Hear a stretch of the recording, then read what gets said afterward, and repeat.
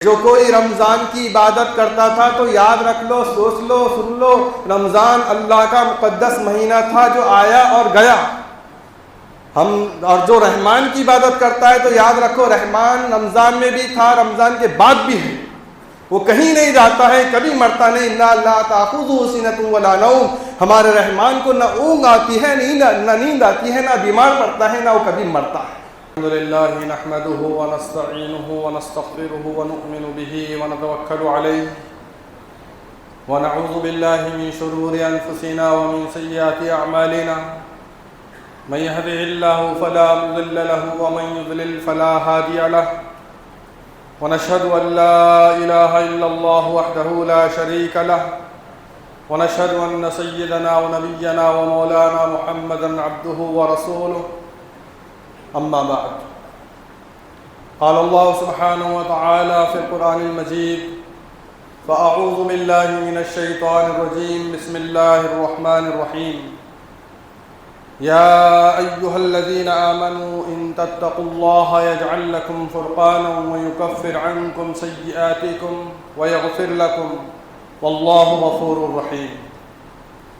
وقال النبي صلى الله عليه وسلم: بني الإسلام على خمس: شهادة أن لا إله إلا الله وأن محمدا عبده ورسوله وإقام الصلاة وإيتاء الزكاة وصوم رمضان وحج البيت، أو كما قال عليه الصلاة والسلام۔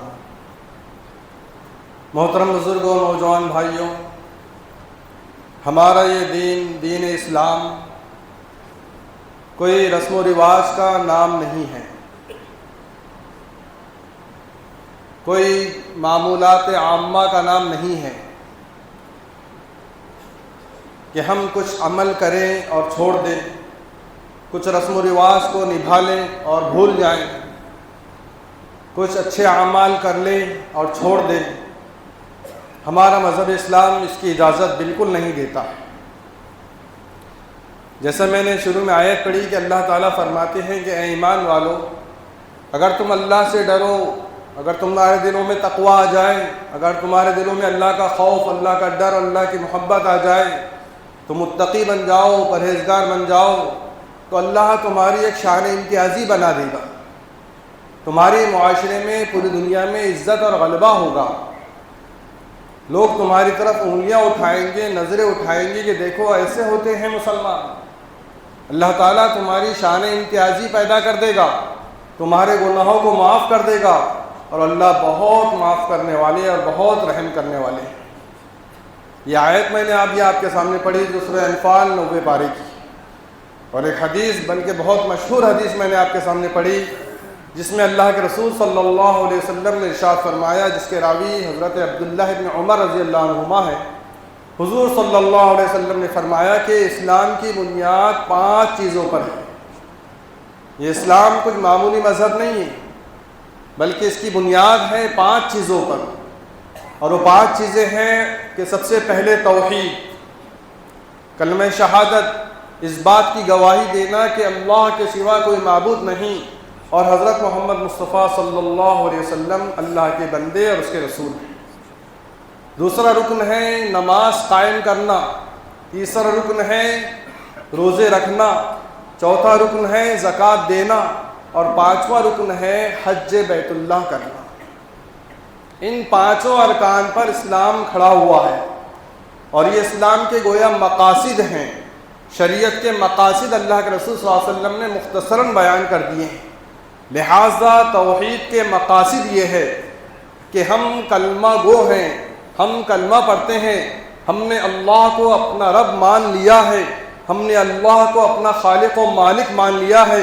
اب اس کلمے کے تقاضے یہ ہیں کہ ہم صرف اور صرف اللہ کی عبادت کریں، ہمارا سر صرف اللہ کے سامنے جھکے، ہمارے ہاتھ صرف اللہ کے سامنے پھیلیں، ہم اپنی ضروریات کو صرف اللہ سے پوری کروائیں۔ اللہ کے رسول صلی اللہ علیہ وسلم نے یہاں تک فرما دیا کہ اگر نمک مانگنا ہو تو بھی اللہ سے مانگو، جوتے کا لیس ٹوٹ جائے تو وہ بھی اللہ سے مانگو۔ توحید کا تقاضا یہ ہے، وحدانیت کا تقاضا یہ ہے، ایمان میں اللہ اور اس کے رسول کا تقاضا یہ ہے کہ ہم صرف اور صرف اللہ کو مانیں، اللہ کی مانیں۔ اللہ کے رسول صلی اللہ علیہ وسلم کی اطاعت، یہ بھی کلمہ اسلام میں داخل اور شامل ہے، یہ ہمارے کلمے کا جز ہے، لا الہ الا اللہ محمد الرسول اللہ۔ جہاں اللہ کے سوا کسی کی ہم عبادت نہیں کریں گے، وہاں نبی اکرم صلی اللہ علیہ وسلم کو رسول اور نبی مان کر، آپ سے محبت کر کے اور آپ کی سنتوں پر عمل کرتے ہوئے زندگی گزارنا، یہ ایمان کا مقصد اور تقاضا ہے۔ دوسرا رکن ہے نماز۔ نماز اسلام کا دوسرا اہم رکن ہے، اور نماز کا مقصد یہ ہے کہ ہم اللہ کی بندگی کریں، ہم اپنے آپ کو اللہ کے حوالے کر دیں، نماز زندگی میں قائم کریں، پنج وقتہ نمازوں کی ہم اہتمام اور اہمیت سے کام کریں۔ نماز کا مقصد اللہ کی عبادت ہے، ہم اللہ کے سامنے سر جھکاتے ہیں، لہٰذا اس کے مقاصد ہیں، مقصد شریعت ہے، اور اس کے تقاضے ہیں، اور تقاضے کے طور پہ اللہ نے یہ بیان کیا صاف صاف قرآن مجید میں 21واں پارہ شروع ہو رہا ہے، اتل ما اوحی الیک من الکتاب ان الصلاۃ تنہی عن الفحشاء والمنکر۔ اللہ کے رسول صلی اللہ علیہ وسلم کو حکم ہوا، اور اس کے ساتھ امت کو، اور اللہ نے اپنے پورے بندوں کو حکم دیا کہ تلاوت کیجئے قرآن کی، اتل ما اوحی الیک من الکتاب، تلاوت کیجئے قرآن کی ہر حال میں، ہر وقت، سال کے 12 مہینے۔ واقعی الصلاۃ، نماز قائم کیجئے، حکم ہے، ان الصلاۃ تنہی عن الفحشاء والمنکر۔ اور نماز کا مقصد یہ ہے، جب ہم نماز پڑھنے والے ہیں تو نماز کا مقصد ہمیں حاصل ہونا چاہیے، اور نماز کا مقصد یہ ہے کہ نماز برے کاموں سے، بے حیائیوں سے روکتی ہے، نماز نمازی کو گناہوں سے روکتی ہے، نماز نمازی کو بے حیا کاموں سے، فحش کاموں سے، منکرات سے، بدکاریوں سے روکتی ہے۔ اگر ہم نماز پڑھنے کے ساتھ ساتھ برے اعمال سے رکے ہوئے ہیں تو گویا ہم نے نماز کے مقصد کو حاصل کر لیا، اور ہماری نمازیں گویا قبول ہیں، اور نماز ہماری زندگی میں گویا اثر کر رہی ہے۔ نماز کا تقاضا یہ ہے، نماز کا مقصد یہ ہے کہ ہم اپنے آپ کو گناہوں سے بچاتے ہوئے رکھیں۔ اس لیے نماز کے بڑے فوائد بیان کیے گئے ہیں، طبی اعتبار سے، سائنس کے اعتبار سے بھی نماز کے بڑے فوائد بیان کیے گئے ہیں کہ جب بندہ نماز پڑھتا ہے تو ایک اعتبار سے زبردست ورزش ہوتی ہے، اس کے جسم کے خون کے دورانیہ میں بہتری آتی ہے۔ جب بندہ سجدہ کرتا ہے، اپنے اللہ سے لو لگاتا ہے، اور سجدے میں بندہ اللہ کے سب سے زیادہ قریب ہو جاتا ہے، یہ ایک عبادت ضرور ہوتی ہے، لیکن جسمانی اعتبار سے اس کا یہ فائدہ ہوتا ہے کہ اس کے دل کی صحیح ترتیب ہو جاتی ہے، ہارٹ کا مسئلہ حل ہو جاتا ہے سجدے کی حالت میں۔ جب ہم سجدہ کرتے ہیں تو ہمارے دل کو دھڑکنے کے لیے پوری گنجائش ہوتی ہے، اور سجدے کی حالت میں دل کو سکون ملتا ہے۔ طبی فائدے ایک طرف ہے، میرے نبی نے فرما دیا ایک طرف۔ اسی لیے نماز کے لیے جب ہم وضو کرتے ہیں، اور وضو کرنے میں جب ہم گردن کا مسح کرتے ہیں الٹے ہاتھ سے، تو یہ چوتھا درجہ ہے شریعت کے حکم کا۔ شریعت کا پہلا درجہ فرض ہے، دوسرا واجب ہے، تیسرا سنت ہے، چوتھا مستحب ہے۔ چوتھے درجے میں آتا ہے کہ یہ مستحب عمل ہے کہ گردن کا مسح کرنا چاہیے۔ اس عیسائی ڈاکٹر نے جو ماہر تھا نفسیات کا، اس نے کہا کہ میں اپنی زندگی بھر کی ریسرچ پر اس نتیجے پر پہنچا ہوں کہ جو دن میں 5 مرتبہ گیلے ہاتھ سے، الٹے ہاتھ سے اپنی گردن پر مسح کرے گا، زندگی میں کبھی پاگل نہیں ہوگا۔ یہ ہماری شریعت کا مقصد ہے، وہ زندگی میں کبھی پاگل نہیں ہوگا، اس کی رگوں کو، جو نسوں کو، جو گردن کے اندر اللہ نے بنائی ہے، اس کی بہترین سروسنگ ہوتی رہتی ہے۔ 5 مرتبہ جو دن میں اس طرح کرے گا وہ کبھی پاگل نہیں ہوگا، اور ہمارے پاس 5 وقت نمازوں میں 5 مرتبہ یہ عمل ہوتا ہے۔ یہ ہماری شریعت کا مقصد ہے، یہ نماز کا مقصد ہے۔ جہاں جسمانی فائدے ہوتے ہیں وہاں ہمیں روحانی فائدے بھی اللہ دیتے ہیں کہ نماز جنت کی کنجی ہے، جنت میں لے جانے والی ہے۔ ہمارے مقصد تو، نظر تو اسی پر ہے، یہ جسمانی فائدے ہمیں تو ایسے ہی حاصل ہوتے رہتے ہیں۔ اسی طرح تیسرا رکن آتا ہے روزہ۔ روزے کے بارے میں اللہ کے رسول صلی اللہ علیہ وسلم فرمایا صوموا تصحوا، روزہ رکھو صحت مند ہو جاؤ، جسم کی، باڈی کی، پیٹ کی کلیننگ ہو جاتی ہے۔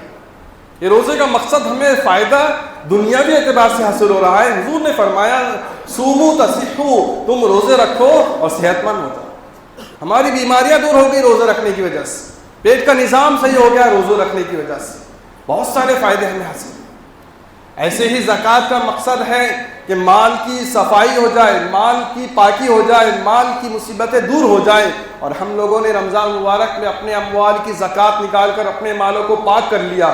الحمدللہ، اللہ کا شکر کے طور پہ کہتا ہوں کہ جو مصیبتوں غیروں پر آتی ہیں وہ مسلمانوں کے مالوں پر نہیں آتی.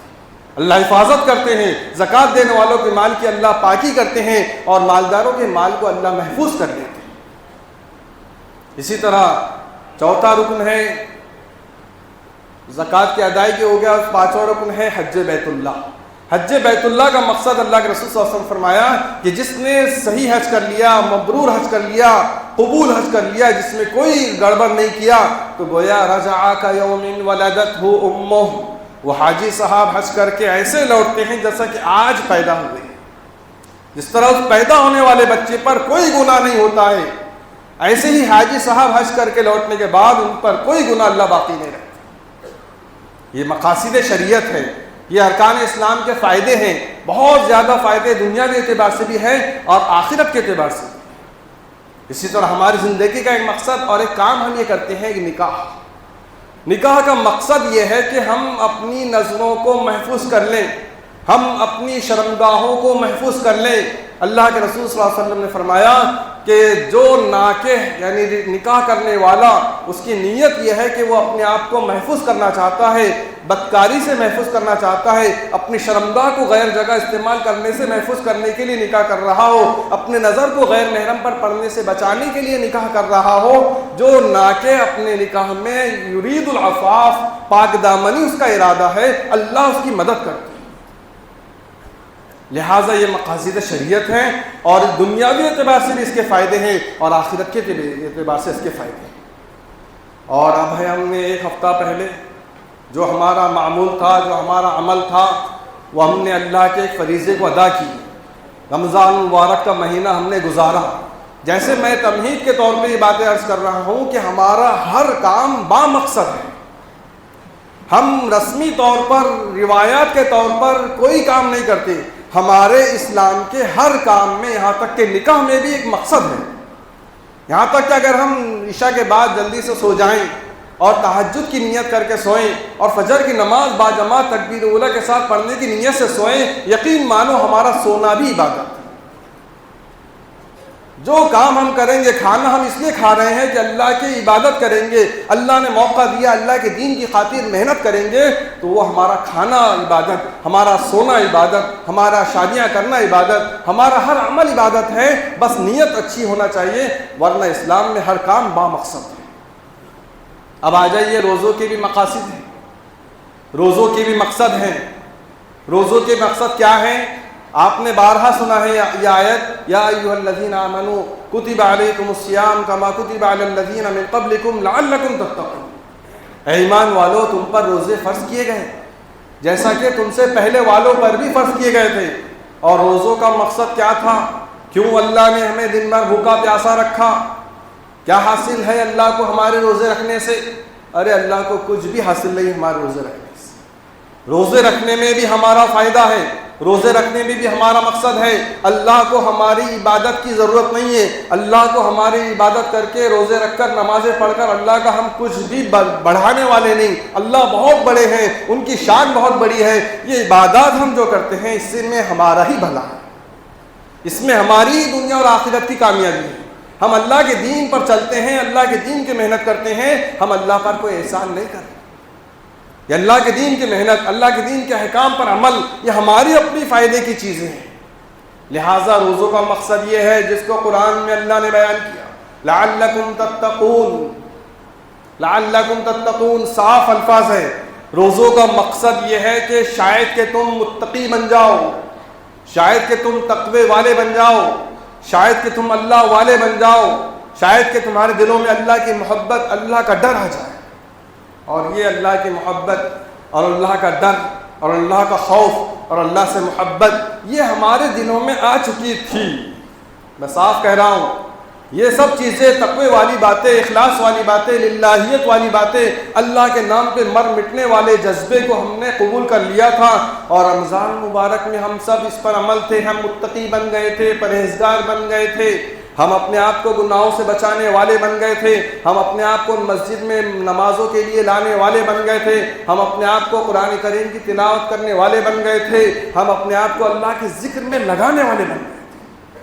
میرے بھائیوں، میں بزرگوں سے نہیں کہوں گا، میں اپنے نوجوانوں سے مخاطب ہوں، میں اپنے نوجوانوں سے اپنے دل کی بات کہہ رہا ہوں کہ جو زندگی آپ رمضان مبارک میں گزار رہے تھے وہی زندگی سال کے 11 مہینے میں گزارنا ہے۔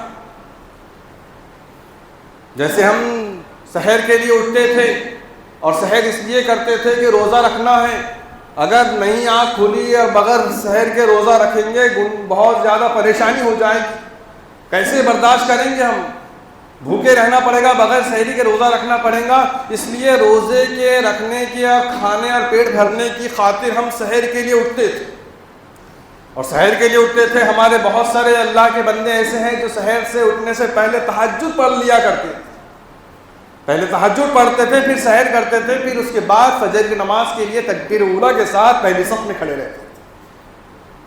میرے بھائیوں، یہ رمضان مبارک تربیت کا مہینہ تھا، ٹریننگ کا مہینہ تھا۔ اللہ یہ چاہتے تھے کہ میرے بندوں سیکھ لو، تمہیں سال کے 11 مہینے ایسے ہی میری عبادت کرنا ہے۔ میں اپنے نوجوان بھائیوں سے کہوں گا جو سحر کے لیے اٹھ کر سحر کرتے تھے، تہجد پڑھتے تھے، پھر نماز فجر کے لیے آتے تھے، میں اپنے ان بھائیوں سے کہوں گا کہ سال کے 11 مہینے میں بھی فجر خاص طور پہ پڑھیے جماعت کے ساتھ۔ ہم پیٹ پجاری نہ بنے کہ سحر میں اٹھنا پڑتا تھا، سحر کرنے کے لیے، کھانا کھانے کے لیے، پیٹ بھرنے کے لیے، تو نماز بھی ہو جاتی تھی۔ اب یہ ہفتے میں ہم اپنے آپ کو چیک کریں کہ ہماری اس ہفتے کی کتنی فجر ہوئی۔ اپنے دل پر ہاتھ رکھ کر اللہ کو حاضر ناظر جان کر اپنے آپ کو ٹٹولیے اور اپنے تحقیق کیجیے، اپنا حساب کتاب لیجیے کہ یہ فجر، یہ ہفتہ میرے فجر کے اعتبار سے کیسے گزرا۔ کیا ہم پیٹ پجاری ہیں کہ صرف پیٹ بھرنے کے لیے سحر میں اٹھے تھے تو نماز فجر ہو جاتی تھی، اب تو روزہ نہیں رکھنا ہے، اب تو سحر نہیں کرنا ہے، اب کائے کی فجر؟ سب سے پہلے فجر کا دیوالیہ نکالا جاتا ہے۔ آج ہماری مسجدوں کا اگر معائنہ کیا جائے اور مسلم محلوں کا اگر معائنہ کیا جائے تو چند بزرگوں کے علاوہ نوجوان غائب۔ جو بزرگوں کو پہلی صف میں جگہ نہیں ملتی تھی، نوجوان آ کر پہلی صف میں جگہ بنا لیتے تھے، بزرگوں کو پیچھے بیٹھنا پڑتا تھا۔ آج بڑی بڑی مسجدوں میں ایک صف بھی مکمل نہیں ہو رہی۔ کیسے اللہ کی مدد آئے، کیسے اللہ ہم سے راضی ہو؟ لہٰذا فجر کی تہجد پر، فجر کی نماز سے پہلے جس طرح ہم سحر کے لیے اٹھتے تھے، تہجد پڑھتے تھے، میں اپنے نوجوان بھائیوں سے کہوں گا کہ آپ متقی بنیے، آپ روزے کے مقصد کو اپنے اندر لائیے اور آپ تہجد گزار بنیے۔ نوجوان متقی، نوجوان ولی اللہ بن جائیے، نوجوان اللہ کے ولی بن جاؤ۔ اللہ کے ولی بننے کے لیے بزرگ ہونا، بڑی عمر کا ہونا ضرور نہیں، نوجوان بھی اللہ کا ولی بن جاتا ہے اور نوجوان بھی اللہ کے ولی بن جاتے ہیں۔ حضرت عبداللہ بن مبارک رحمۃ اللہ علیہ بہت بڑے محدث گزرے ہیں۔ ایک مرتبہ وہ کہیں سفر کے لیے اپنی بستی سے باہر نکلے، ایک بزرگ جا رہے تھے، انہوں نے سوچا چلو اس بزرگ کے ساتھ ان کی صحبت اختیار کریں گے، اللہ والوں کی بزرگوں کی ساتھ رہنا چاہیے۔ وہ نوجوان عبداللہ بن مبارک ان بزرگ کے ساتھ چلنے لگے۔ اللہ کی رحمت آئی، سخت دھوپ تھی، بادل نے سایہ کیا ان دونوں پر اور دونوں بہت دیر تک ساتھ چلتے رہے۔ لوگ بھی دیکھ رہے کہ سایہ بادل کر رہا ہے، وہ بزرگ بھی سمجھ رہے کہ اللہ نے میری عبادت قبول کی۔ جب آگے چل کے دونوں کے راستے الگ الگ ہوئے اور بزرگ ایک طرف چلنے لگے، عبداللہ بن مبارک ایک طرف چلنے لگے، اب بادل کا سایہ عبداللہ بن مبارک پر چلنے لگا۔ تو میں اپنے نوجوان بھائیوں سے صاف صاف کہوں گا کہ آپ ولی بن جائیے، متقی بن جائیے، پرہیزگار بن جائیے، تہجد گزار بن جائیے۔ فجر کی نماز اٹھنے کے لیے جس طرح ہم اٹھتے تھے سحر کرنے کے لیے، اسی طرح ہم سال کے 11 مہینے کم سے کم فجر کی نماز جماعت کے ساتھ، تکبیر اولیٰ کے ساتھ پڑھیں۔ اس کے بعد رمضان مبارک میں ہم یہ کرتے تھے کہ بقیہ 4 وقتوں کی نماز بھی پابندی سے ادا کرتے تھے۔ سال کے 11 مہینے بھی ہم 5 وقتہ نمازوں کا اہتمام کرنے والے بن جائیں گے، تب جا کر ہمارے روزے گویا قبول ہے اور ہم نے روزوں کا مقصد حاصل کر لیا۔ متقی بن جانا، پرہیزگار بن جانا، یہ روزوں کا مقصد تھا۔ اسی طرح ہم اپنی نظروں کی حفاظت کرتے تھے رمضان کے روزوں کے درمیان۔ کوئی لڑکی سامنے سے گزر بھی رہی تھی تو ہم اس کو نہیں دیکھتے تھے کہ نہیں روزہ ہے۔ کوئی غلط کام ہم رمضان کے روزوں میں نہیں کرتے تھے، نہ جھگڑا کرتے تھے، نہ گالی گلوچ کرتے تھے، نہ کسی نامحرم لڑکی کو دیکھتے تھے، نہ شیطان کی دم موبائل کا ہم مس یوز کرتے تھے۔ کچھ غلط ویڈیوز میں ہم نہیں دیکھتے تھے، کچھ ہم غلط کام نہیں کرتے تھے۔ تمام کاموں سے، تمام گناہوں سے ہم نے اپنے آپ کو روک لیا تھا۔ میرے بھائیوں، سال کے 11 مہینے میں بھی ایسے ہی اپنے آپ کو گناہوں سے روکیے، اپنے آپ کو گناہوں سے بچائیے۔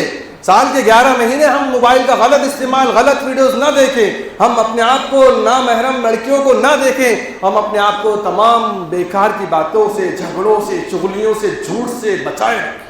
یہ روزوں کا مقصد ہے۔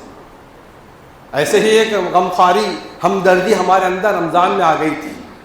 اگر ہم افطاری کے لیے بیٹھے ہوئے ہیں مسجد کے اندر اور آخری 2-3 منٹ پہلے کوئی صاحب اچانک مسجد میں آتے تو ہم میں سے ہر کوئی یہ چاہتا تھا کہ وہ آنے والا میرے ساتھ میری پلیٹ میں آ کر افطار کرے۔ ارے آ جاؤ بھائی، جلدی آ جاؤ، بیٹھ جاؤ۔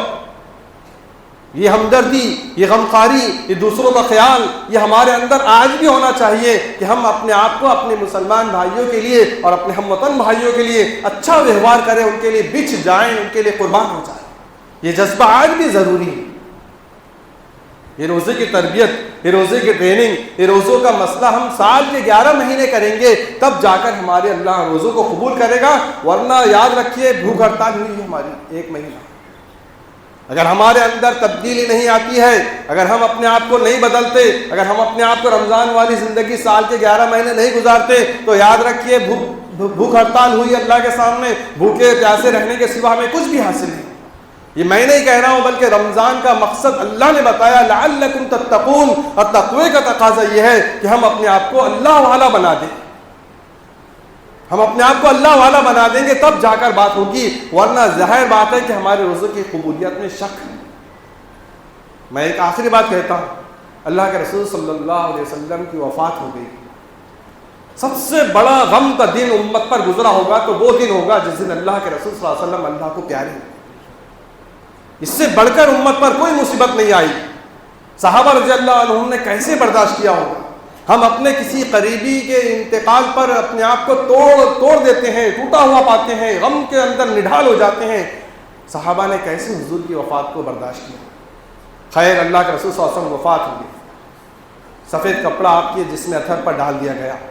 پیارے دوست صدیق اکبر رضی اللہ تعالیٰ عنہ دوڑتے بھاگتے آئے اور اللہ کے رسول صلی اللہ علیہ وسلم کے چہرے انور سے کپڑا ہٹایا، چادر ہٹائی، آپ صلی اللہ علیہ وسلم کے چہرے انور پر پیشانی پر بوسہ لیا اور فرمایا، طبت حیا و طبت میتا، آپ کی زندگی بھی پاکیزہ تھی، آپ کی وفات بھی بہترین ہے۔